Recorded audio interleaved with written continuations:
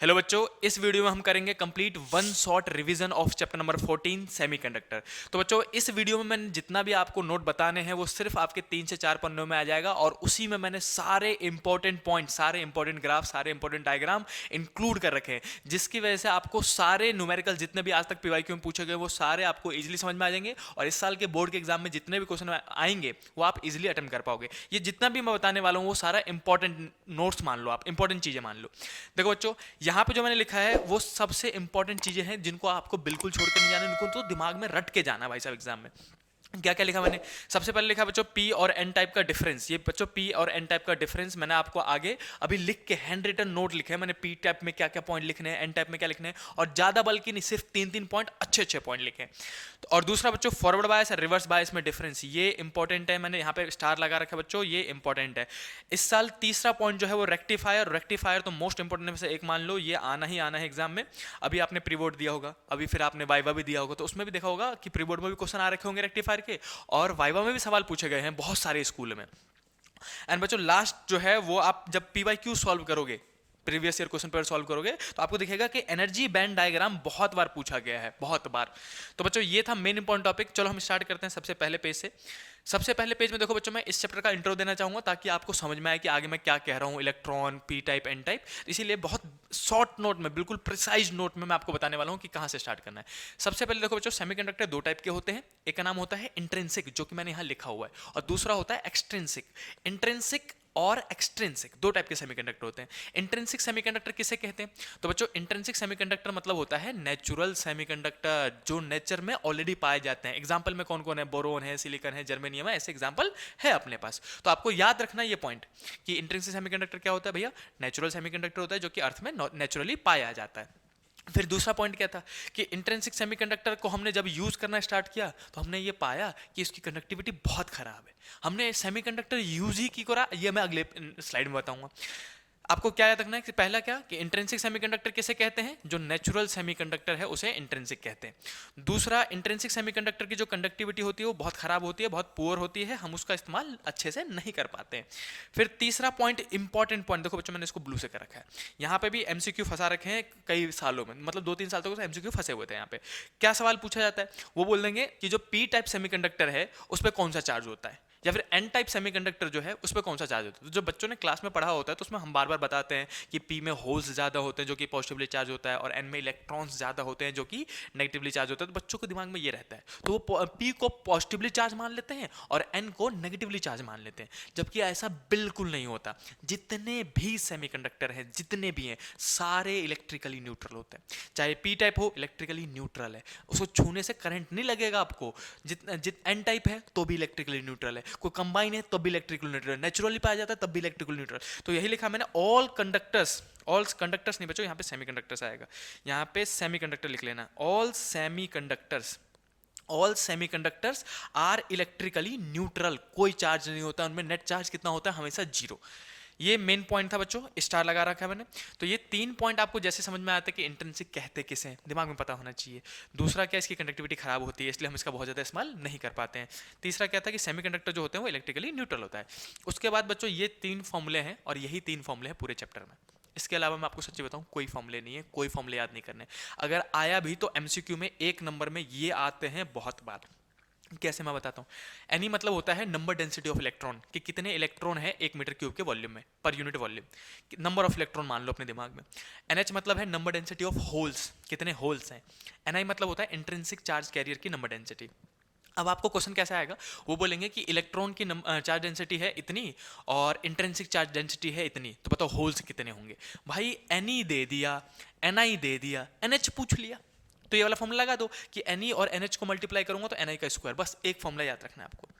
कई बार N E N H देके N आई पूछ लेते हैं, तो मल्टीप्लाई कर देना और रूट लगा देना, समझ रहे हो। तो ये फॉर्मूला इंपॉर्टेंट है, इस पे बेसिक बेसिक न्यूमेरिकल आपको कर लेनी चाहिए।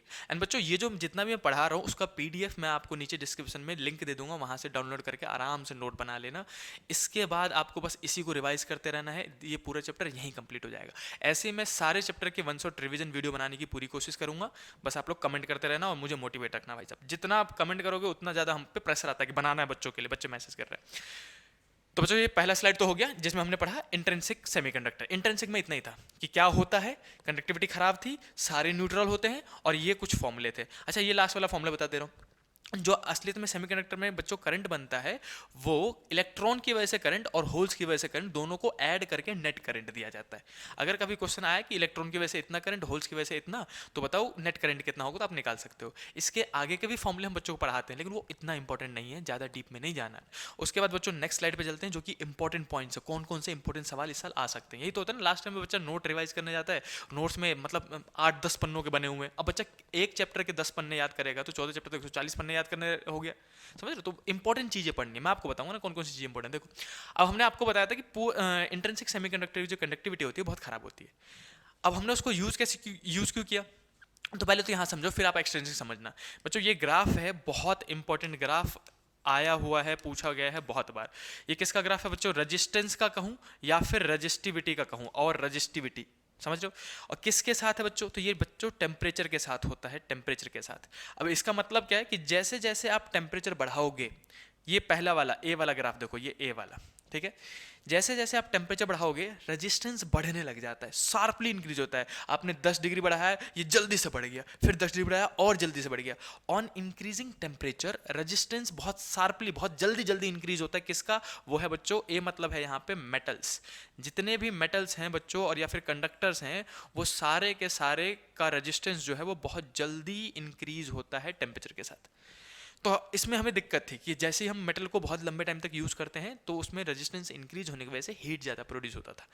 फिर हमने दूसरा यूज़ करना स्टार्ट किया जिसको हमने बोला एलॉय। एलॉय क्या होता है आपको पता है, homogeneous mixture of metals and non metals, right. तो जब हमने एलॉय यूज़ करना स्टार्ट किया तो हमने ये देखा कि इसका भी रेजिस्टेंस बढ़ता है। जैसे जैसे आप टेम्परेचर बढ़ाओगे, गर्म करोगे, तो उसका रेजिस्टेंस बढ़ता चला जाएगा। लेकिन मेटल के कंपैरिजन में थोड़ा स्लो बढ़ता है, ये जल्दी इंक्रीज होता है, ये स्लोली इंक्रीज होता है। लेकिन इन दोनों से बेस्ट अगर कोई है तो वो है ये वाला ग्राफ जो मैंने ब्लू से बनाया है। ये किसका ग्राफ है बच्चों, ये है सेमीकंडक्टर का ग्राफ। ये किसका ग्राफ है, मैं यहाँ लिख देता हूँ, ये है सेमीकंडक्टर का ग्राफ। अब सेमीकंडक्टर के केस में क्या था, यही वो बात थी जिसकी वजह से हम सेमीकंडक्टर के पीछे पड़े हुए थे और आपका पूरा चैप्टर बना हुआ है, जिसको हम आगे भी, अगर आप आगे कभी फिजिक्स परस्यू करते हो तो आपको बहुत ज़्यादा पढ़ने को मिलेगा, पूरा सब्जेक्ट बन जाता है, जिस सब्जेक्ट नाम इलेक्ट्रॉनिक्स है। तो बच्चों अब मैं कहूँ आपको, तो सेमीकंडक्टर की क्या खासियत है कि जैसे जैसे टेम्परेचर बढ़ेगा, जैसे जैसे टेम्परेचर बढ़ेगा रेजिस्टेंस घटने लग जाता है। यही इसकी खासियत थी। मेटल वेटल के एलॉय वेलॉय के रेजिस्टेंस बढ़ जाते, करंट को कम कर देता था वो। लेकिन इसका तो ये तो भला मानुस ठहरा। भला मानुस कैसे, कि जैसे जैसे गर्म होगा और रेजिस्टेंस कम हो जाएगा, करंट और जल्दी जल्दी फ्लो करेगा। तो हमने बोला ये तो भला मानुस, ये तो बेस्ट चीज, इसको इस्तेमाल क्यों नहीं कर रहे हम। तो बाद में हमने इसको इस्तेमाल करना स्टार्ट किया। और जब इस्तेमाल करने गए तो सबसे पहले नेचर में क्या पाया जाता है, इंट्रिंसिक, मतलब नेचुरल। और नेचुरल सेमीकंडक्टर की कंडक्टिविटी खराब, मैंने आपको पहले पेज पे बताई, हम उसको यूज ही नहीं कर पा रहे, कंडक्ट ही नहीं कर रहा। तो फिर हमने बाद में उसमें करी डोपिंग। डोपिंग मतलब इंप्योरिटीज मिला दी। इंप्योरिटीज मिलाने के प्रोसेस को हम क्या कहते हैं बच्चों, डोपिंग। और इंट्रिंसिक में जब आपने इंप्योरिटी मिलाया नेचुरल में, तो जो मैनमेड सेमीकंडक्टर नया वाला बना जिसमें इंप्योरिटी मिला हुआ है, उसका नाम दे दिया हमने एक्सट्रिंसिक सेमीकंडक्टर। इंट्रिंसिक नेचुरल है, नेचुरल में डोपिंग वो प्रोसेस है। डोपिंग का मतलब प्रोसेस, जिस प्रोसेस के तहत हमने इंप्योरिटी मिलाया। तो इंट्रिंसिक सेमीकंडक्टर में हमने की डोपिंग और क्या बना दिया, एक्सट्रिंसिक। एक्सट्रिंसिक सेमीकंडक्टर भी बच्चों दो टाइप के बने, पहला बना पी टाइप और दूसरा बना एन टाइप। अब ये पी टाइप और एन टाइप कब बनता है, उससे पहले मैं आपको बताऊं, एक डोपिंग का डेफिनेशन देख लो जल्दी से। डोपिंग क्या होता है बच्चों, तो मैंने यहाँ पूरी इंग्लिश लिख दी है ताकि आपको वर्डिंग लिखने जब नोट्स बनाओगे तो आपको इजी कन्वीनियंट होगा आपके लिए। The process of mixing of impurities in intrinsic semiconductor is called doping. समझ में आया कि इंट्रिंसिक में इम्प्योरिटी मिलाने के प्रोसेस को हम डोपिंग कहते हैं। दूसरा, जब हमने नया बनाया एक्सट्रिंसिक सेमीकंडक्टर, तो वो दो टाइप के बने, एक पी टाइप का और एक एन टाइप का। अब मैं आपको बता दूं ये पी टाइप और एन टाइप कब बनता है, तो आपको याद क्या रखना है। हम नेक्स्ट स्लाइड पे चलते हैं, नेक्स्ट स्लाइड ही इसी का बच्चों, पी टाइप और एन टाइप का। ये डिफरेंस 3 नंबर का है। ये मैक्सिमम 3 नंबर में अभी आया, तब भी आप 3-3 पॉइंट लिख के आओगे तो पूरे 3 नंबर मिलेंगे। और अगर आपको 2 नंबर में आते तो सिर्फ 2 पॉइंट लिख देना है इसके, पहला और तीसरा, पहला और तीसरा। मच मोर इनफ, आपको 2 या 3 नंबर में आप इजीली इसको लिख के आ सकते हो। और समझाऊंगा मैं, इजीली याद भी करा दूंगा, सारे शॉर्ट ट्रिक बताऊंगा याद करने के। देखो अब मैं आपको बताऊं पी टाइप कब बनता है, तो आप याद कर लो 3 ग्रुप। कौन सा, एलिमेंट के 3 ग्रुप। ग्रुप नंबर 13, मैं यहाँ लिख रहा हूँ ग्रुप नंबर 13, और दूसरा ग्रुप नंबर 14, और तीसरा ग्रुप नंबर 15। मैं ये लिख दे रहा हूँ बच्चों, ग्रुप नंबर 13 में कौन कौन से एलिमेंट है, तो ये बोरोन फैमिली होती है। तो उसको याद कैसे करोगे, क्या करो भैया, सारे याद करने पड़ेंगे। अरे बहुत आसान है भाई साहब, वो बहुत सारी राइम बनी होती है ना, वो याद करो। बैंगन, आलू, गाजर, इन, थैला, पढ़ा ही होगा कभी ना कभी आपने। फिर दूसरा क्या होता है, कार्बन फैमिली है, कहे सियाजी सुने प्रभु जी, याद कर लो भाई साहब, कहे सियाजी सुने प्रभु जी। फिर 15th है, नाइट्रोजन फैमिली है, नाना पापा आंटी सब बीमार कर दो। तो ये रहे एलिमेंट, राइम याद करोगे इजीली याद हो जाते हैं ये एलिमेंट्स, बहुत आसान चीज़ है। तो पहला था आलू बैंगन गाजर इन थैला, दूसरा था कहे सियाजी सुने प्रभु जी, और तीसरा नाना पापा आंटी सब बीमार, है ना। तो हमें क्या करना है कि ग्रुप नंबर 14 के जो ये दो सेमीकंडक्टर बच्चों, हमेशा मिक्सिंग इन्हीं में करी जाती है। किस किस में, या तो सिलिकॉन का प्लेट लेके उसमें ग्रुप नंबर 13 के एलिमेंट जैसे गैलियम मिला दिया हमने, समझ रहे हो, या फिर सिलिकॉन का प्लेट लेके उसमें आर्सेनिक मिला दिया हमने। तो यही होता है ग्रुप नंबर 14 में, या तो 13 मिला रहे होते हैं या नहीं तो 15 मिला रहे होते हैं। तो अगर आपने ग्रुप नंबर 14 यानी कि सिलिकॉन में ग्रुप नंबर 13 मिलाया, सिलिकॉन में 13 मिलाया तो पी टाइप बनेगा, सिलिकॉन में 15 मिलाया तो एन टाइप बनेगा। कैसे याद करोगे, ऐसे याद कर लो, पी से प्रीवियस और पी से पी टाइप। अगर आपने 14 वाले ग्रुप में प्रीवियस वाला मिलाया तो पी टाइप मिलेगा, और नेक्स्ट वाला मिलाया तो एन टाइप मिलेगा, याद रहेगा। अब ये डेफिनेशन मतलब इसका फुल फॉर्म मत समझ लेना कि एन मतलब नेक्स्ट टाइप है और पी मतलब प्रीवियस टाइप है, नहीं नहीं, याद करने का ट्रिक बता रहा हूँ, मैंने बताया ना, चुटके में याद करा दूंगा मैं आपको। फिर से, अगर ग्रुप नंबर 14 में प्रीवियस मिला रहे हैं तो पी टाइप, और नेक्स्ट मिला रहे हैं तो एन टाइप। बच्चों एक चीज और, ग्रुप नंबर 13 के जो एलिमेंट है उसको हम ट्राईवेलेंट कहते हैं, इसकी वैलेंसी 3 होती है ना, तो ट्राईवेलेंट कहते हैं हम इसको, ट्राईवेलेंट। और जो ग्रुप नंबर 15 है बच्चों, उसमें वैलेंस इलेक्ट्रॉन 5 होते हैं, तो इसको हम पेंटावेलेंट कहते हैं, पेंटावेलेंट। पेंटावेलेंट मतलब 5 इलेक्ट्रॉन है, और ट्राईवेलेंट मतलब 3 इलेक्ट्रॉन है आउटर मोस्ट ऑर्बिट में, है ना। और ग्रुप नंबर 14 को अगर आपने पढ़ा हो तो टेट्रावेलेंट कहते हैं, वो याद करने की जरूरत नहीं है। तो हमने बोला ट्राईवेलेंट पेंटावेलेंट, ये दो वर्ड बार बार हम यूज करेंगे, इसलिए मैंने आपको बता दिया, इजी याद रहेगा। पी टाइप किसे कहते हैं, एन टाइप किसे कहते हैं। अब इनके डिफरेंस थे। सबसे पहला डिफरेंस बच्चों क्या कहते हैं ये, कि देखो P type semiconductor has trivalent impurities, सही बोला मैंने, कि पी टाइप में ट्राईवेलेंट यानी कि पीछे वाला ग्रुप नंबर 14, आप अगर गलती से भूल जाओ ना ये नाम वाम कि ट्राईवेलेंट लिखना था, बड़े बड़े वर्ड लिखने थे, तो सीधे से लिख देना कि in group number 14 when we mix group number 13 element it will form P type semiconductor. मैं सच्ची बता रहा हूँ, आप अपनी भाषा में लिख के आना, पूरे नंबर मिलेंगे। बस ग्रामेटिकल मिस्टेक नहीं देखी जाती है, वर्डिंग मिस्टेक मत करना, स्पेलिंग मिस्टेक मत करना बस। तो हमने क्या बोला, वैसे ये जेन्युइन इंग्लिश लिखी है, कोशिश करना ऐसे ही याद कर लो भाई साहब, है ना। नहीं कर पाओ तो कोई दिक्कत नहीं, सीधे लिख सकते हो आप कि when we mix the group number 13 element, जिसको हम ट्राईवेलेंट भी कहते हैं, इन ग्रुप नंबर 14, तो हमें पी टाइप मिलेगा। तो उसी को इंग्लिश में लिखा हुआ मैंने। अब एक याद कर लो, दूसरा अपने आप याद हो जाता है। इसमें ट्राईवेलेंट इंप्योरिटीज होते हैं, उसमें पेंटावेलेंट इंप्योरिटीज होते हैं, समझ लो। एन टाइप में कौन सा होगा, पेंटावेलेंट, ट्राईवेलेंट पेंटावेलेंट। दूसरा, ट्राईवेलेंट इंप्योरिटीज को ही असेप्टर इंप्योरिटीज भी कहते हैं। क्या कहते हैं, मैं दूसरा कलर ले लेता हूं ताकि आपको हाईलाइट करके दिखाता रहूं।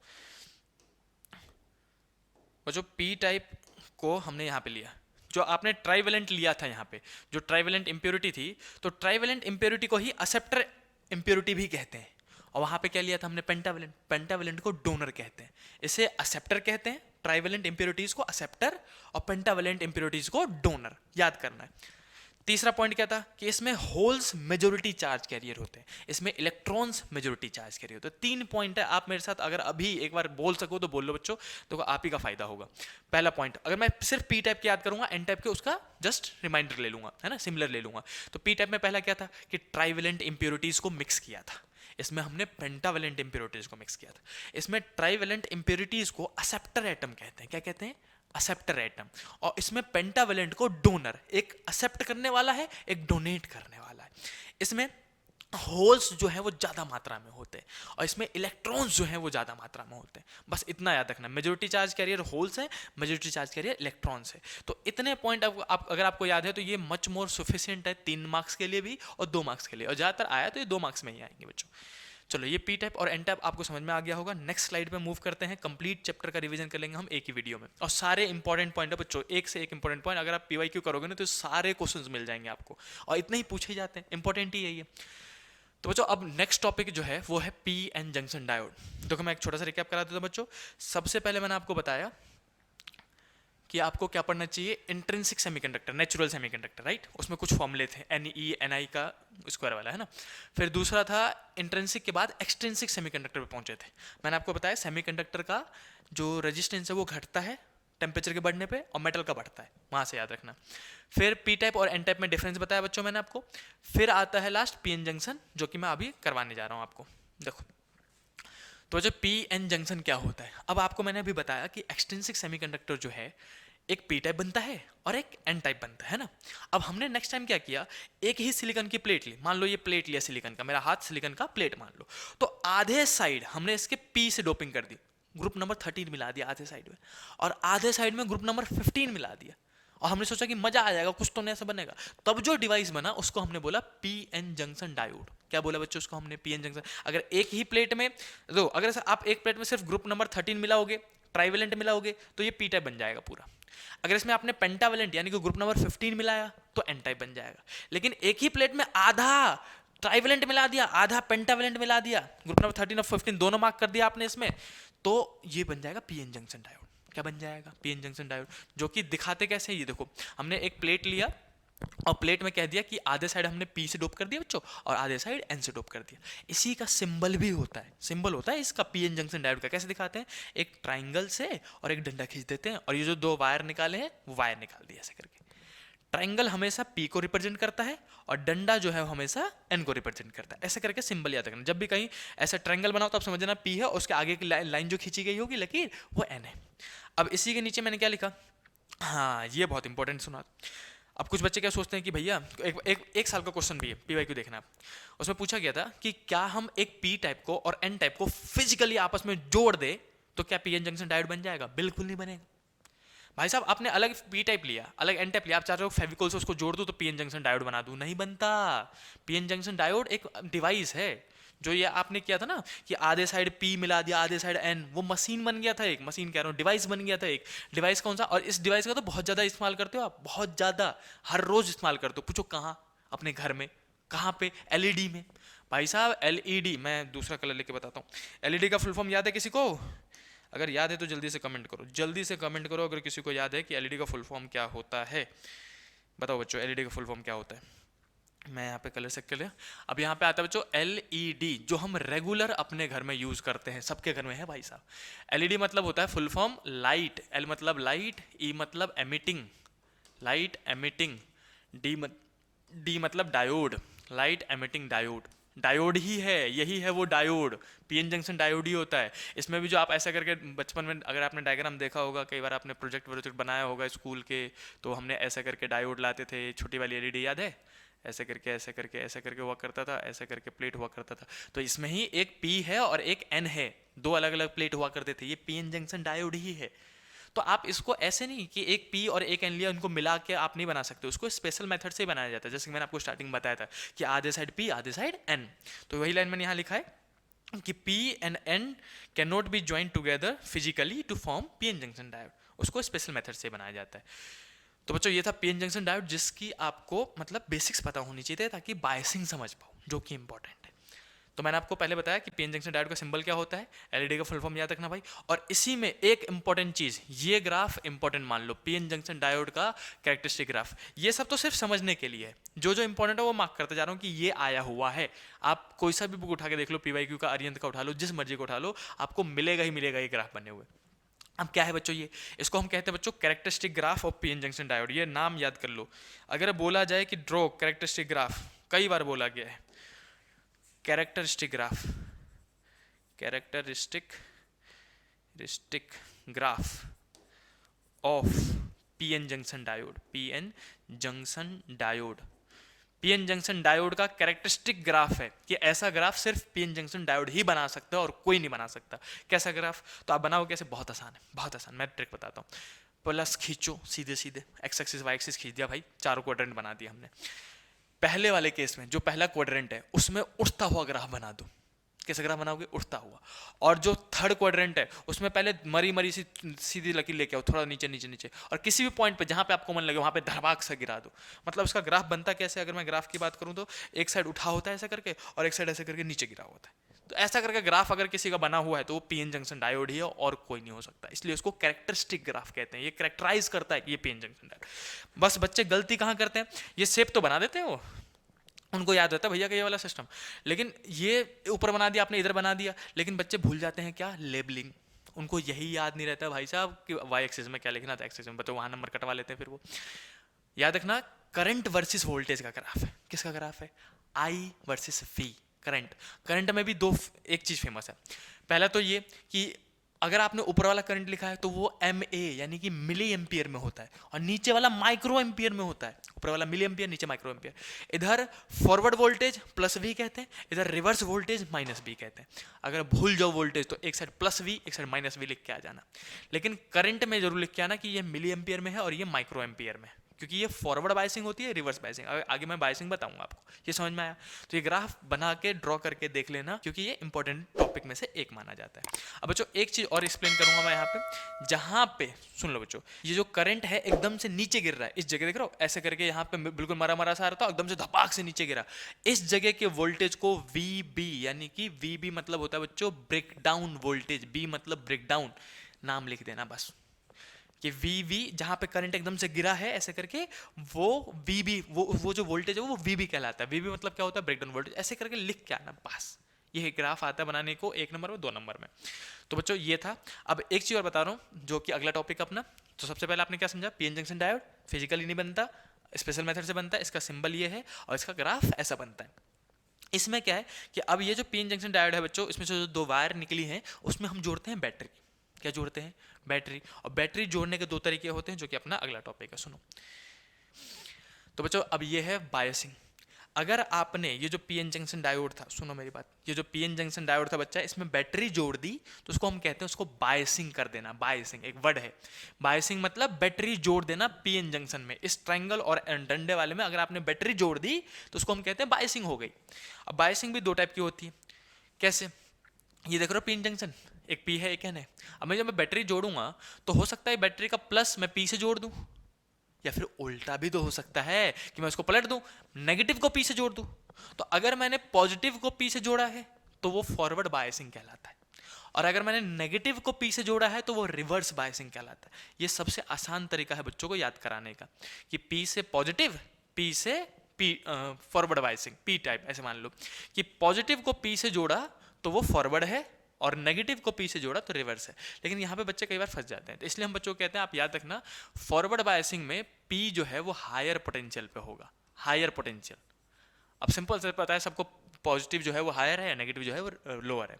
और रिवर्स बायस में क्या होता है बच्चों, कि हम कहते हैं कि इसमें जो पी है वो लोअर पोटेंशियल पे होगा, लोअर पोटेंशियल। ऐसा मैंने क्यों कहा, क्योंकि अभी इसका एक बहुत फेमस क्वेश्चन बताऊंगा, हायर पोटेंशियल है, हायर पोटेंशियल। हायर पोटेंशियल मतलब वोल्टेज, हाई वोल्टेज। अब इसी का एक फेमस क्वेश्चन है जो कि मैं आपको अभी बताऊंगा, पहले एक्सप्लेन कर दूं। देखो बच्चों, अब इंपॉर्टेंट क्या है कि कई बार ये पूछा जाता है कि बताओ फॉरवर्ड बायसिंग कर दी तो डिप्लीशन रीजन का क्या फर्क पड़ेगा। तो बच्चों आपने ये वर्ड पढ़े होंगे, चैप्टर जब आपको पढ़ाया गया होगा, ये 1 शॉट रिवीजन वीडियो चल रहा है। तो डिप्लीशन रीजन, बैरियर पोटेंशियल और करंट, इनकी हम बातें करेंगे, ठीक। आपको डिटेल में नहीं पूछा जाएगा, ये कभी नहीं पूछा जाएगा डिप्लीशन रीजन क्या होता है, समझ लो। वो ये पूछेंगे कि विड्थ ऑफ डिप्लीशन रीजन क्या, आपने पढ़ रखा है कि डिप्लीशन रीजन क्या है, चैप्टर में टीचर ने पढ़ाया तो नहीं पढ़ा है, अगर भूल भी गए तो कोई दिक्कत नहीं, अब वो डिटेल में पढ़ने नहीं जाना, सब कुछ समझने नहीं जाना है। इंपॉर्टेंट चीज़ें रट के याद करके अपने मार्क्स गेन करना है, ये मान लो बस। तो आपको याद कर रखना है, एक साइड याद रखना है 3 पॉइंट, दूसरा साइड जस्ट अपोजिट, इधर इंक्रीज तो उधर डिक्रीज, इधर डिक्रीज तो इधर इंक्रीज, एक साइड याद कर लो बस। हमने क्या बोला, हमें ये समझ में आया कि फॉरवर्ड बायसिंग रिवर्स बायसिंग क्या होता है। पहले तो ये याद कर लो, फॉरवर्ड मतलब P हायर पोटेंशियल पे होगा, और रिवर्स मतलब P लोअर पोटेंशियल पे होगा, इतना याद करना है आपको। कौन कौन से पॉइंट याद रखने हैं उसके बाद, अगर हमने इसको फॉरवर्ड बायस करा तो याद रखना डिप्लीशन रीजन घटता है, डिप्लीशन रीजन डिक्रीज हो जाता है। डिप्लीशन रीजन फॉरवर्ड बायस में डिक्रीज होगा तो रिवर्स बायस में इंक्रीज। 2 चीजें हैं, इफेक्टिव बैरियर पोटेंशियल और इफेक्टिव रेजिस्टेंस, यानी कि पोटेंशियल, बैरियर पोटेंशियल भी और इफेक्टिव रेजिस्टेंस भी दोनों डिक्रीज होती है। तो इनडायरेक्टली आप कह लो कि इसमें 3 चीजें घट रही हैं। क्या क्या घट रहा है, डिप्लीशन रीजन, वर्ड याद कर लो, सुना भी बहुत बार होगा अगर आपने चैप्टर पढ़ा है कहीं से। तो डिप्लीशन रीजन घटता है, बैरियर पोटेंशियल घटता है, इफेक्टिव रेजिस्टेंस घटता है, किसमें, फॉरवर्ड बायसिंग में, तीनों चीज। तो अगर तीनों चीज इसमें घट रही है तो उसमें वो तीनों चीज बढ़ रही होंगी। Depletion region increase, barrier potential increase, effective resistance increase. Easily याद हो गया। अब चाहो तो आप उसको 4 पॉइंट भी बना सकते हो, है ना। तो मैंने इसको 3 पॉइंट में समराइज किया ताकि आपके लिए इजी हो याद करना। अब सोचो बच्चों, ये 2 पॉइंट आपको याद हो गए, तो अगर रेजिस्टेंस घटा है तो करंट बढ़ गया होगा। और करंट कौन बनाता है? तो मेजॉरिटी चार्ज कैरियर बनाता है। फॉरवर्ड बायस में मेजॉरिटी चार्ज कैरियर ही करंट बनाता है। इतने पॉइंट याद रखने। मैं फिर से रिपीट करता हूं, मेरे साथ साथ अभी आंख बंद करके रिवाइज कर लो। Forward bias, reverse bias. Forward bias में P हायर पोटेंशियल पे होगा और रिवर्स बायस में P लोअर पोटेंशियल पे होगा। सिर्फ P की बात करना आप। दूसरा, इसमें कौन कौन से पॉइंट याद रखने हैं कि फॉरवर्ड बायस में पहला है डिप्लीशन रीजन घटता है, बैरियर पोटेंशियल घटता है, इफेक्टिव रेजिस्टेंस घटता है।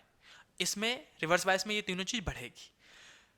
फिर से आते हैं फॉरवर्ड बायस में। पहला मैंने बोला बैरियर पोटेंशियल, इफेक्टिव वोल्टेज और तीसरा था इफेक्टिव रेजिस्टेंस। ये तीनों घटा था। रेजिस्टेंस घटा तो इसमें करंट बढ़ेगा और करंट बनाएगा कौन? Majority charge carrier. इसमें उल्टा, करंट घटेगा और बनाएगा कौन? Minority charge carrier. इसमें मेजॉरिटी चार्ज कैरियर करंट बना रहे होते हैं, इसमें माइनॉरिटी चार्ज कैरियर करंट बना रहे होते हैं। इतना सिंपल सा याद करना आपको। तो ये जैसे ही आपने पॉइंट याद कर लिए तो इस पर एक बहुत फेमस न्यूमेरिकल पूछा जाता है, जो कि मैं आपको अगले नेक्स्ट पेज पे करके बताता हूँ। बच्चों ये न्यूमेरिकल है और बहुत छोटे आते हैं, 2 नंबर में, 1 नंबर में। ये चैप्टर ही टोटल मान लो 5 नंबर का बनता है। Numerical on biasing, numerical on biasing, ये सुन लो बच्चों। ये मैं आपको अभी प्रैक्टिस करवा देता हूँ ताकि आपको आगे दिक्कत ना हो।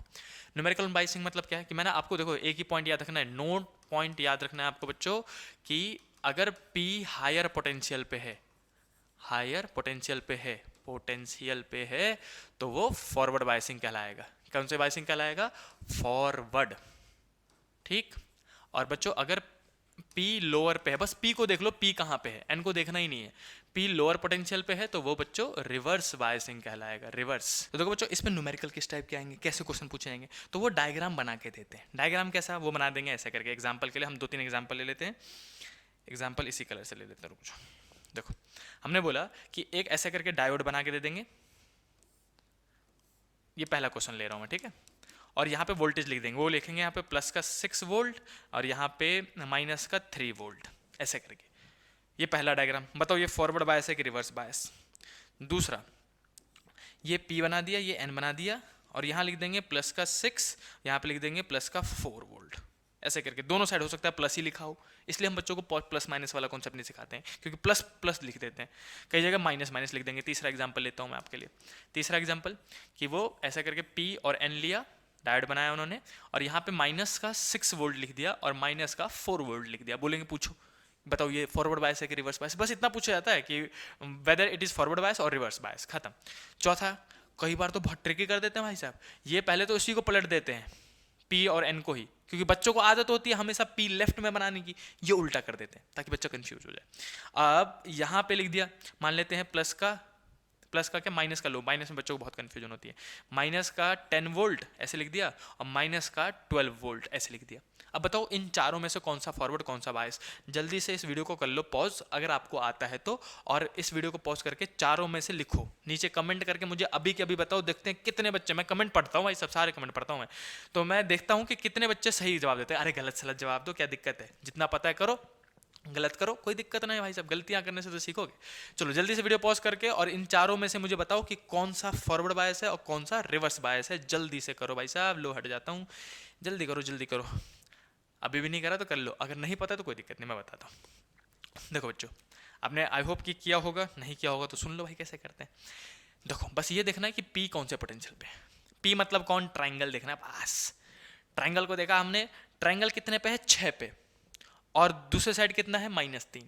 तो -3 लोअर पोटेंशियल है और 6 हायर है। 6 बड़ा है ना 3 से, तो बड़े पे कौन है? P, तो ये हो गया फॉरवर्ड बायस। तो हम यहाँ लिख देंगे ये हो गया फॉरवर्ड, फॉरवर्ड ऐसे करके हमने लिख दिया, ये फॉरवर्ड बायसिंग है। इसमें आते हैं, फिर से इसमें हमने देखा कि P कितने पे है? 6 पे, और ये जो N है वो कितने पे? 4 पे। तो 6 और 4 में बड़ा कौन? 6, प्लस का 6, प्लस का 6 बड़ा है, और बड़ा किससे जुड़ा हुआ है? P से। अगर बड़ा हायर P से जुड़ा हुआ है तो हम फिर से क्या बोल देंगे बच्चों? ये कौन सा है? फॉरवर्ड। इसको भी मैं लिख देता हूँ, ये भी फॉरवर्ड बायस है, फॉरवर्ड बायस है ना। इसके आगे मूव करते हैं तीसरे पे। तीसरे में देखो दोनों नेगेटिव लिखा हुआ है, और यहाँ पे बच्चों को सिली मिस्टेक हो जाते हैं। ये P है और P किससे जुड़ा हुआ है? -6 से, और N किससे जुड़ा हुआ है? -4 से। तो पी, अब -6 -4 में बड़ा कौन? -4 बड़ा है, ये हायर पोटेंशियल है, -4 हायर है और -6 जो है वो लोअर है। अरे भाई साहब माइनस का साइन नहीं लग गया, उल्टा नहीं हो जाएगा, बड़ा नंबर छोटा हो जाएगा। तो -6 छोटा है, छोटा वाला यानी कि लोअर पोटेंशियल पी से जुड़ा हुआ है, तो ये कौन सा बायसिंग हो जाएगा? ये हो जाएगा बच्चों रिवर्स बायसिंग, रिवर्स बायसिंग ऐसा करके लिख देंगे। ये समझ में आया? -6 -4 में -6 छोटा था, छोटा वाला पी से जुड़ा हुआ है तो रिवर्स, और बड़ा वाला पी से जुड़ा हुआ है तो फॉरवर्ड। इसमें आ जाओ, देखो मुझे पी देखना है, पी सबसे पहले पी को ढूंढा करो। पी किससे जुड़ा हुआ है? -12 से, और ये एन डंडा, डंडा किससे जुड़ा हुआ है? -10 से। -10 और -12 में बड़ा कौन? -10 बड़ा है और -12 छोटा है, ये लोअर है, लोअर एज कंपेयर टू -10 कम है वो। तो -10 यानी कि लोअर पोटेंशियल किससे जुड़ा हुआ है? पी से, और पी से अगर लोअर पोटेंशियल जुड़ा तो कौन सा बायसिंग? रिवर्स। तो ये बच्चों रिवर्स बायसिंग है। ऐसे करके सवाल इस पे आते हैं जो कि इंपॉर्टेंट थे और 2 नंबर में आ रखे हैं बहुत बार, तो इसलिए मैंने आपको बता दिया। ठीक, आई होप कि आपको पूरा फॉरवर्ड बायस और रिवर्स बायस समझ में आ गया होगा। फॉरवर्ड बायस और रिवर्स बायस में 2 ही कॉन्सेप्ट है। पहले तो ये 3 पॉइंट याद रखने बच्चों कि इसमें width of depletion region decrease होता है, बैरियर पोटेंशियल डिक्रीज होता है, इफेक्टिव रेशन डिक्रीज होता है और करंट मेजॉरिटी चार्ज कैरियर की वजह से बनता है। इसमें सब कुछ उल्टा कर देना बस। उसके बाद मूव करते हैं बच्चों कि वो मेरे से पूछते हैं कि फॉरवर्ड बायस कब होगा और रिवर्स बायस कब होगा। तो फॉरवर्ड बायस और रिवर्स बायस मुझे देखना है कि पी हायर पे जुड़ा है कि लोअर पे जुड़ा है, एन के कंपैरिजन में, है ना। तो पी अगर हायर पोटेंशियल पे, बड़े वाले पोटेंशियल पे जुड़ा है तो वो फॉरवर्ड है, और छोटे वाले पोटेंशियल पे जुड़ा है तो रिवर्स है। इसके बाद बच्चों जैसे आपका ये पूरा खत्म होता है, बायसिंग खत्म, बायसिंग खत्म के बाद मूव करते हैं इंपॉर्टेंट चीज़ों में से एक रेक्टिफायर, बहुत इंपॉर्टेंट चीज़। और मैं सच्ची बता रहा हूँ, अगर आपने रेक्टिफायर का, मैंने वैसे पूरा कंप्लीट वीडियो बना रखा है, हो सकता है आप चैनल पे अपलोड भी हो गया होगा, तो पहले जाके चाहो इस वीडियो के बाद, ये तो 1 शॉट रिवीजन वीडियो है, अगर आपको रेक्टिफायर को डिटेल में समझना है तो आप वहाँ जाके उस पूरे वीडियो को देख लो। मैं सच्ची बता रहा हूँ, सारी चीज़ें आपको ईजिली याद हो जाएंगी और रेक्टिफायर का क्वेश्चन आने के चांसेस है। रेक्टिफायर कहाँ आएगा? या तो केस स्टडी के 4 नंबर में आ सकता है या नहीं तो 2 नंबर में आएगा। 4 और 2 में से सीधे सीधे आएंगे रेक्टिफायर। अब देखो बच्चों, मैं बताता हूँ ना, बहुत सिंपल है। रेक्टिफायर क्या होता है ये पता होना चाहिए, इसका प्रिंसिपल क्या है और ये कितने टाइप के हैं, 2 बस। क्या होता है, प्रिंसिपल क्या है, और हाफ वेव रेक्टिफायर आपने नाम सुना होगा, फुल वेव नाम सुना होगा। तो हाफ वेव रेक्टिफायर में क्या होता है, मतलब डायग्राम कैसे बनाना है और ग्राफ कैसे बनाना है, डायग्राम कैसे बनाना है, ग्राफ कैसे बनाना है, बस। देखो मैं बताऊं, तो सबसे पहले बच्चों आता है रेक्टिफायर होता क्या है। तो रेक्टिफायर एक ऐसा डिवाइस होता है जो कि एसी करंट को डीसी करंट में कन्वर्ट कर देता है, एसी को डीसी में कन्वर्ट कर देता है, ऑल्टरनेटिंग करंट को जो हमारे घर में आता है उसको डायरेक्ट करंट में कन्वर्ट कर देता है। चलो मैं एक सवाल पूछता हूँ इसी में, देखते हैं कितने बच्चों को याद है। रेक्टिफायर अगर एसी को डीसी में कन्वर्ट करता है तो बताओ एसी को एसी में ही रख के वोल्टेज की छेड़खानी कौन करता है? कौन एसी के वोल्टेज को एसी में ही रहने देता है, डीसी में कन्वर्ट नहीं करता। एसी के वोल्टेज को इंक्रीज और एसी के वोल्टेज को डिक्रीज करता है, उस मशीन का नाम बताओ, जल्दी से कमेंट करके बताओ। चलो देखते हैं कितने बच्चों को पता है ना। बस आपको याद, इस चैप्टर के लिए तो भाई याद रखना है रेक्टिफायर, वो किसी और चैप्टर का क्वेश्चन है, देखते हैं कितने बच्चों को याद है। तो रेक्टिफायर क्या होता है, जो एसी को डीसी में कन्वर्ट मार दे। दूसरा इसका प्रिंसिपल क्या है बच्चों, प्रिंसिपल बहुत आसान है कि आपको याद है क्या रखना है कि अगर पीएन जंक्शन डायोड, अरे वही छोटा वाला ट्राइंगल वाला पी और एन, अगर आपने उसको फॉरवर्ड बायस किया, मतलब पी को हायर पोटेंशियल से जोड़ा, तो आपको आउटपुट सर्किट में करंट मिलेगा। लेकिन अगर आपने उसको रिवर्स बायस कर दिया तो करंट नहीं मिलेगा। क्योंकि मैं सच्ची बताऊं बच्चों, जो मैंने आपको ग्राफ बताया था अभी थोड़ा सा पीछे जाके, ये जो ग्राफ बताया था, ये जो ग्राफ होता है ना बच्चों फर्स्ट क्वाड्रेंट का, इसमें मैंने आपको बताया था मिली एम्पियर में मिलता है 10 की पावर -3 में, और ये फॉरवर्ड बायस का ही ग्राफ है। किसका ग्राफ होता है? फॉरवर्ड बायसिंग का। और जो ये वाला है बच्चों वो रिवर्स बायसिंग का ग्राफ होता है, रिवर्स बायसिंग का। अब रिवर्स बायसिंग में देखो ग्राफ में करंट किस में लिखा आपने, माइक्रो 10 की पावर -6। अरे भाई साहब -3 तो मैं फिर भी कंसीडर कर लूं, -6 तो बहुत छोटा नेग्लिजिबल हो जाएगा। तो हम कहते हैं फॉरवर्ड बायस में करंट मिलेगा और रिवर्स बायस में नेग्लिजिबल है, नहीं मिलेगा, सीधे मान लेते हैं। रेक्टिफायर के केस में फॉरवर्ड बायस में करंट मिलता है, रिवर्स बायस में करंट नहीं मिलता है, नेग्लिजिबल करंट मिलता है, तो हम ना ही कह देते हैं। चलो आ जाते हैं वापस रेक्टिफायर पे।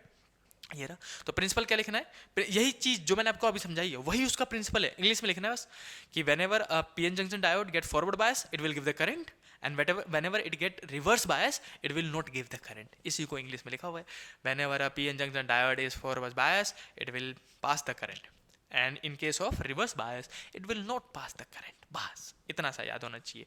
तो ये होता क्या है, प्रिंसिपल क्या था। इसके बाद बच्चों next topic half wave rectifier और फुल वेव रेक्टिफायर। ये रहा हाफ वेव रेक्टिफायर। कितने पॉइंट याद रखने हैं, 4 छोटे छोटे पॉइंट, यही मैंने आपको रेक्टिफायर के वीडियो में भी समझा रखा है। पहला सर्किट डायग्राम कि बनता कैसे है, कुछ मत करो भाई, दो छोटे छोटे कॉइल ले लो ऐसे करके वर्टिकली लंबा लंबा। पहले वाले कॉइल में एसी जोड़ दो और स्विच लगा के ऑन कर दो।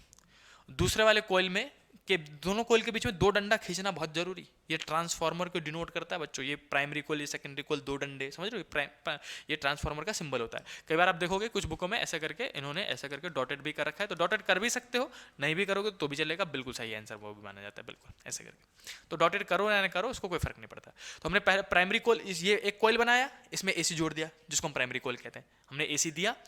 दूसरे कॉइल में से जो हाथ निकल रहे थे दो, उसमें से एक हाथ में डायोड जोड़ दो और उनको फिर आपस में कनेक्ट करके एक रेजिस्टेंस लगा के रेजिस्टेंस के थ्रू आउटपुट ले लो। अब हम जो यहाँ से दे रहे हैं वो एसी है और यहाँ से जो हमें मिलेगा वो डीसी मिलेगा, इसी को हम रेक्टिफायर कहते हैं। दूसरा पॉइंट क्या है देखना है कि इसका ग्राफ, ये ग्राफ इनपुट और आउटपुट का ग्राफ बनाना कंपलसरी भाई।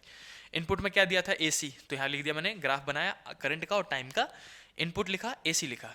करंट का ग्राफ एसी है तो एसी साइनोसाइडल वेव होता है, साइन की वेव होती है, मस्त लहर चल रही होती है, तो हमने साइन की वेव बना दी। हमेशा इनपुट में चाहे हाफ वेव हो चाहे फुल वेव हो, रेक्टिफायर में दोनों में इनपुट में सेम ग्राफ बनता है। ऐसे करके वेव साइन थीटा का ग्राफ बना दो, ये इसको साइन थीटा का ग्राफ कहते हैं भाई। नहीं पता तो कोई दिक्कत नहीं, चिंता मत करो, आप याद कर लो, साइन थीटा का ग्राफ कहते हैं, एक प्लस एक माइनस बनता है। और इसी के नीचे आउटपुट का जो हमें यहाँ से मिलेगा, हमने यहाँ से दिया ये और यहाँ से हमें मिल रहा है ये, तो हमें इसका ग्राफ बनाना है। इसका ग्राफ कैसे बनाते हो देखो, अब मैंने इसका डिटेल समझा रखा है पिछली वीडियो में जाके, अगर आपको डिटेल में समझना है कि ये ग्राफ ऐसा क्यों बना है तो आप उस वीडियो में जाके समझ सकते हो, लेकिन मैं आपको अभी बता दे रहा हूँ। हाफ वेव में याद रखना कि सिर्फ आधा वेव ही आपको आउटपुट में मिलेगा, ऊपर वाले सारे वेव मिल गए तो नीचे वाले सारे वेव कट जाएंगे बस, इसीलिए उसको हम हाफ वेव कहते हैं। क्योंकि जो रेक्टिफायर है वो सिर्फ आधा करंट ही हमको देता है, आधा करंट वो नेगलीफाई कर देता है, लेकिन मैं फिर भी चाहूँ तो आप समझा ही देता हूँ इस वीडियो में थोड़ा सा। देखो होता क्या है कि जैसे आपने प्राइमरी कॉइल में करंट दिया, तो मान लो यहाँ पे आपका ये प्लस वाला सिंबल जो है वो गया इसके अंदर, ऊपर वाला ग्राफ, ऊपर वाला वेव जो है वो इस प्राइमरी कॉइल के अंदर, पहले वाले कॉइल के अंदर गया, तो एक पर्टिकुलर सेकंड के लिए ये माइनस मान लेता हूँ और ये प्लस मान लेता हूँ। वैसे एसी करंट एक सेकंड में 50 बार अपना डायरेक्शन फ्लिप कर देता है, तो मान लेते हैं किसी सेकंड में हमने उसको रोका, और जब रोका तो ये ऊपर वाला साइड जो है इस पहले वाले कॉइल का वो नेगेटिव था और नीचे वाला कॉइल जो था वो पॉजिटिव। तो इस कॉइल के हिसाब से इसमें तो इंडक्शन होना है, म्यूचुअल इंडक्शन। म्यूचुअल इंडक्शन हमेशा उल्टा होता है, नेगेटिव का प्लस बनेगा इस साइड और प्लस का माइनस बनेगा इस साइड, ये माइनस ये प्लस मान लो। अब ये जो प्लस है वो किससे जुड़ गया, पी से, तो पी हो गया कैसा, फॉरवर्ड बायस, और हमने बताया था प्रिंसिपल में कि फॉरवर्ड बायस में करंट मिलता है, तो हमें इस बार करंट मिल जाएगा। तो ये वाला ग्राफ का करंट हमें मिल गया तो हमने यहाँ वेव बना दिया। लेकिन अगले ही पल जब नीचे वाला जाएगा, तो नीचे वाला जाते ये जो पहले वाले प्रॉपर्टी यही पलट जाएगी, वो प्लस ऊपर चला जाएगा, माइनस नीचे आ जाएगा। तो मैं इसको मिटा के प्लस माइनस को पलट के दिखाता हूँ आपको। मान लेते हैं इसको हमने मिटाया, इसको भी हमने मिटाया। हमने कहा कि जैसे नीचे वाला गया तो पलटी पलटी, प्लस ऊपर पहुंच गया, प्लस ऊपर पहुंच गया और माइनस नीचे, ये पलटा तो ये भी पलट जाएगा भाई, है ना, ये भी पलट जाएगा, तो इसको भी हटा देते हैं। हमने बोला इस प्लस की वजह से जो यहाँ बनेगा वो माइनस, और जो इस माइनस की वजह से यहाँ बनेगा वो प्लस, है ना, बोलो। अब माइनस जुड़ गया पी से जाके, तो माइनस तो लोअर पोटेंशियल होता है, लोअर पोटेंशियल जो है ये रिवर्स बायस हो जाएगा, और रिवर्स बायस में हमें करंट मिलता ही नहीं है। यही तो हमने प्रिंसिपल लिखा था कि फॉरवर्ड बायस में करंट मिलेगा, रिवर्स बायस में नहीं मिलेगा। तो जब ये था तो फॉरवर्ड बायस था इसलिए करंट मिल गया, तो हमने दिखा दिया एक वेव बना के सेम टाइम में। देखो यहाँ से टाइम लैग सेम कर देना, ये वाला लाइन बना लेना ताकि आपको आसानी हो, समझ रहे हो। और जो लोअर वाला गया तो रिवर्स बायस हो गया, तो हमें करंट नहीं मिला तो हमने कुछ नहीं दिखाया। फिर ये जाएगा तो फिर फॉरवर्ड बायस हो जाएगा, तो फिर हमें करंट मिल जाएगा। फिर नीचे वाला गया तो फिर रिवर्स बायस हो गया, हमें करंट नहीं मिलेगा। फॉरवर्ड में करंट मिलेगा, रिवर्स में करंट नहीं मिलेगा, बस। फिर से ऊपर गया तो फिर से फॉरवर्ड हो जाएगा, तो फिर से करंट मिल जाएगा। तो इस टाइप से ये ग्राफ बनाते हैं। आई होप कि आपको समझ में आ गया होगा।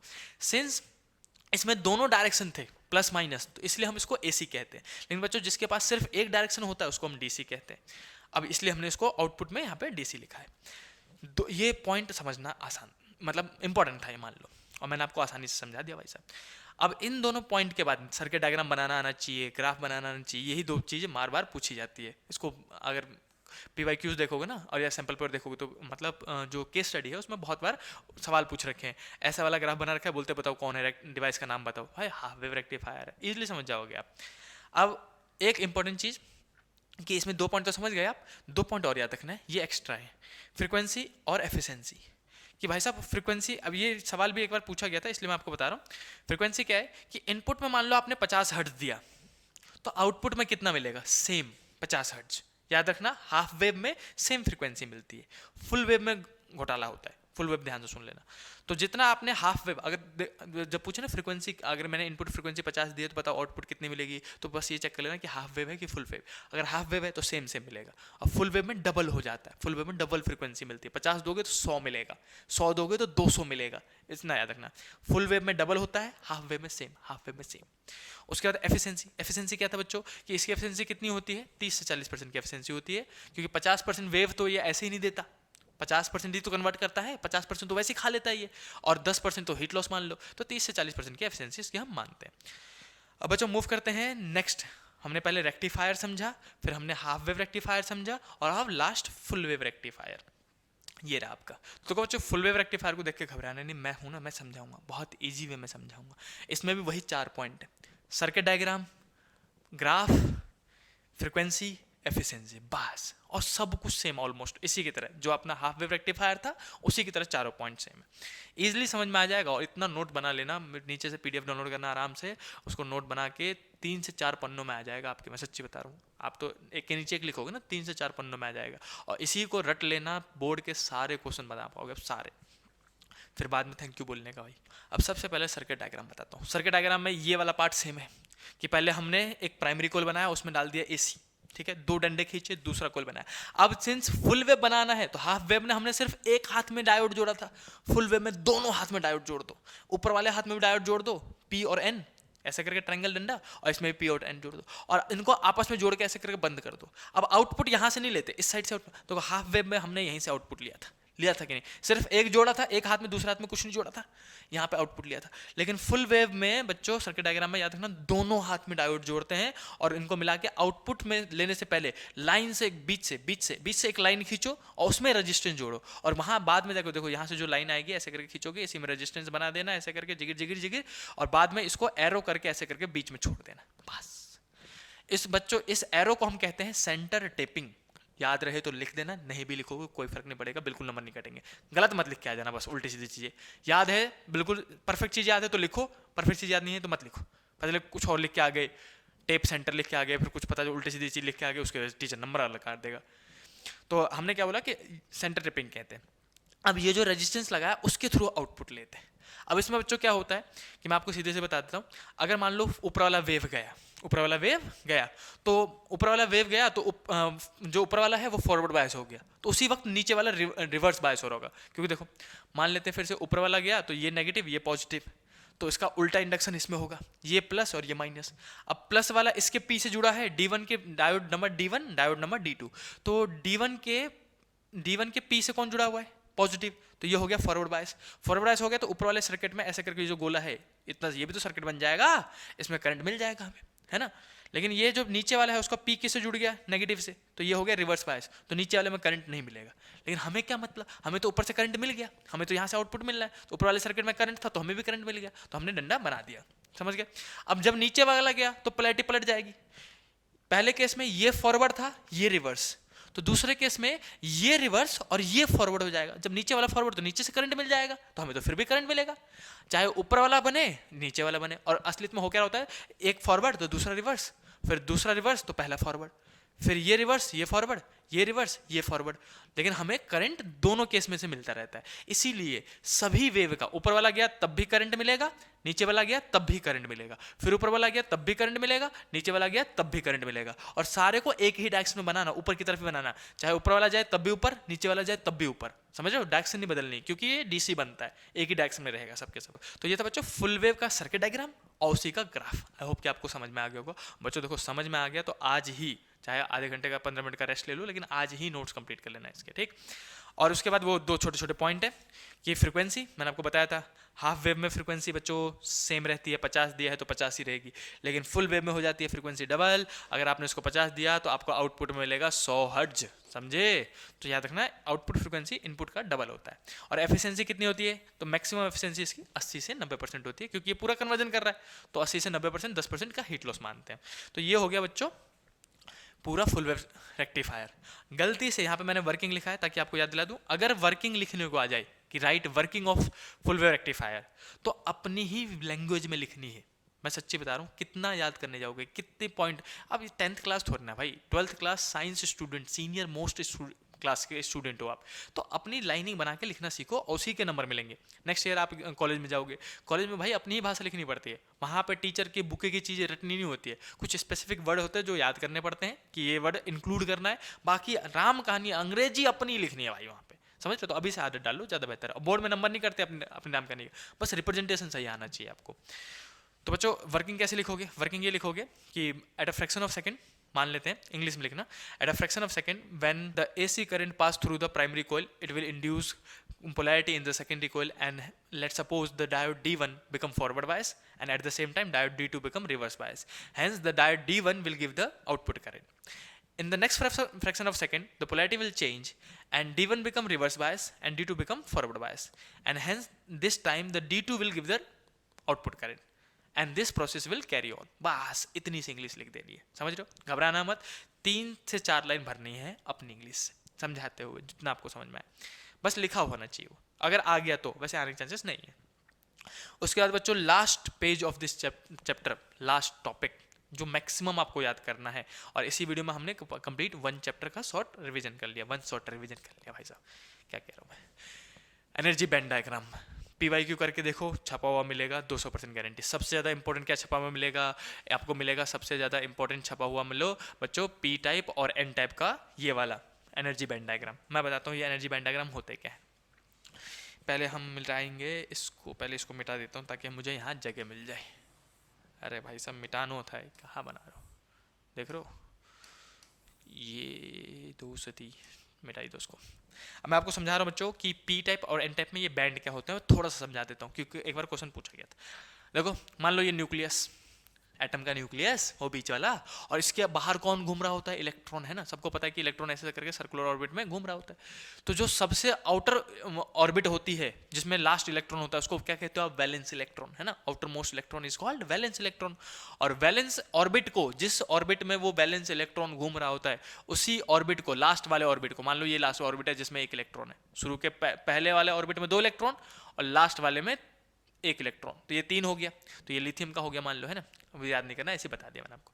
अब मान लो जो आउटर मोस्ट ऑर्बिट है जिसमें लास्ट इलेक्ट्रॉन है, उसी ऑर्बिट को हम वैलेंस बैंड कहते हैं इस चैप्टर में, वैलेंस बैंड, वैलेंस ऑर्बिट को ही वैलेंस बैंड कहा जाता है, याद रहेगा। और इसी के आगे तो ऑर्बिट तो और भी होंगे, और भी तो खाली खाली ऑर्बिट होंगे आगे, तो वैलेंस बैंड के आगे के 2 खाली ऑर्बिट, एम्प्टी ऑर्बिट, 2, एक नहीं, वैलेंस बैंड के आगे के 2 खाली ऑर्बिट को हम कहते हैं कंडक्शन बैंड। 2 नाम दिया हमने, वैलेंस बैंड और कंडक्शन बैंड। कोई पूछे वैलेंस बैंड क्या है? जिसमें वैलेंस इलेक्ट्रॉन है। कंडक्शन बैंड क्या है? Next to empty orbits of valence band. Valence band के आगे के 2 खाली ऑर्बिट, 2 खाली ऑर्बिट, मैं कह रहा हूं बार बार दिमाग में डाल लो, कहीं ना कहीं क्वेश्चन पढ़ोगे तो आपको मिल जाएगा ये, कि एक बार पूछा गया कि वैलेंस बैंड और कंडक्शन बैंड में कंडक्शन बैंड किसे कहते हैं, ऑप्शन थे 4, MCQ में पूछा गया था। तो next to empty orbit, next to empty orbit, ऐसे करके याद रखना है ना। अब इन्हीं के एनर्जी गैप के हिसाब से ही हमने बांट रखा है। तो पहले तो कंडक्टर, सेमीकंडक्टर और इंसुलेटर के एनर्जी बैंड डायग्राम देख लो ताकि ये इजीली समझ में आ जाए, और ये भी पूछे गए हैं, PYQ करके देखो तो मिल जाएगा आपको। तो बच्चों वैलेंस बैंड और कंडक्शन बैंड को हम बैंड कैसे बनाते हैं? 2 रेक्टेंगल बॉक्स बना दो, उसी को कह देते हैं वैलेंस बैंड या कंडक्शन बैंड। जैसे नीचे वाला जो वैलेंस बैंड होता है उसकी एनर्जी कम होती है, इसलिए उसको हमेशा नीचे बनाते हैं। वैलेंस बैंड नीचे बनेगा, कंडक्शन बैंड ऊपर बनेगा, याद रहेगा। अब वैलेंस बैंड और कंडक्शन बैंड दोनों को हमने रेक्टेंगुलर बॉक्स से बना दिया, मैंने यहाँ पे कलर अलग अलग कर रखा है ताकि आपको समझा सकूं। तो वैलेंस बैंड पहले नीचे वैलेंस बैंड, उल्टा मत कर देना, पता चले वैलेंस बैंड ऊपर है कंडक्शन बैंड नीचे है, उल्टा मत करना। ऊपर से याद रखना, ABCD ऊपर से आ रही है, तो A B C आता है पहले और V आता है बाद में। तो कंडक्शन बैंड ऊपर, वैलेंस बैंड नीचे। तो अगर वैलेंस बैंड और कंडक्शन बैंड आपस में मर्ज हो रखे हैं, ओवरलैपिंग हो रखी है, मिक्स हो रखे हैं, तो यहाँ पे दोनों के बीच में गैप है, यहाँ पे दोनों के बीच में गैप है, और यहाँ पे दोनों आपस में मिक्स हो रखे हैं, मर्ज हो रखे हैं, चिपके हुए हैं। तो अगर इसको हम यहाँ पे लिख देते हैं ओवरलैपिंग, कि अगर बच्चों ओवरलैपिंग हो रखी है तो वो कंडक्टर है। अगर एनर्जी गैप है तो गैप 2 टाइप के हो सकते हैं। देखो बच्चों, अब ये जो वैलेंस बैंड कंडक्शन बैंड है, इसमें जो गैप होता है उसको हम कहते हैं एनर्जी गैप। पूरा नाम होता है फॉरबिडन एनर्जी गैप, लेकिन आप एनर्जी गैप पढ़ लो। E मतलब एनर्जी, G मतलब गैप, एनर्जी गैप।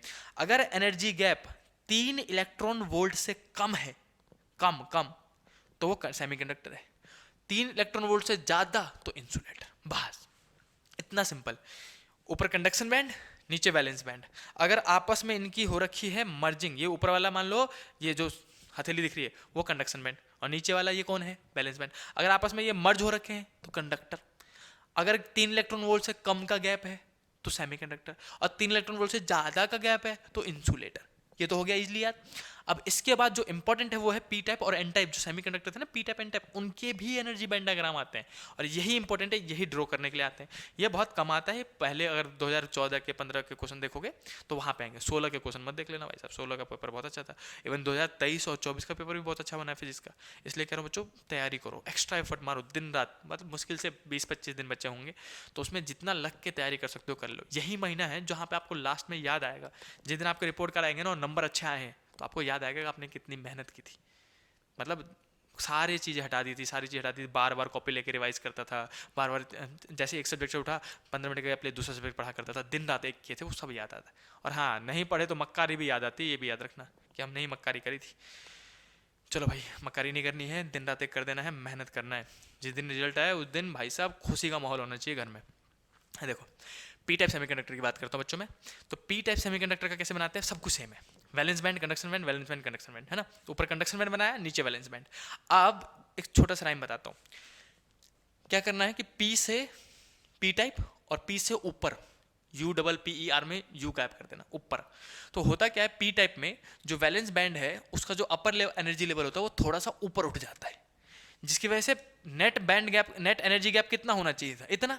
लेकिन वो जैसे थोड़ा सा ऊपर उठ जाता है तो नेट एनर्जी गैप कम हो जाता है, जिसकी वजह से इसकी कंडक्टिविटी बढ़ जाती है। और ये पी टाइप का है।